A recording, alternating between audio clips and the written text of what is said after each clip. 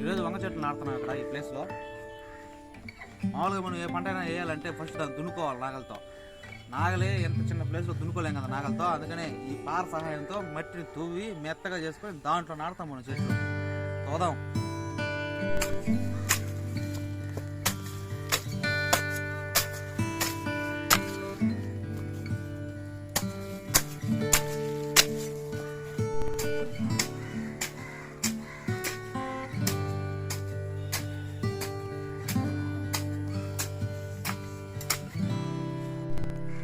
Finally మొత్తం తవ్వేసాం. Output ఇది ఇలా ఉంటుంది. మొత్తం తవ్వేసినాక ఇది ఒక 2 రోజులు ఎండనిచ్చి ఈ చెత్త అంతా ఏరుకొని పక్కన పడేసి అప్పుడు చెట్లు నాటుకోవాలా.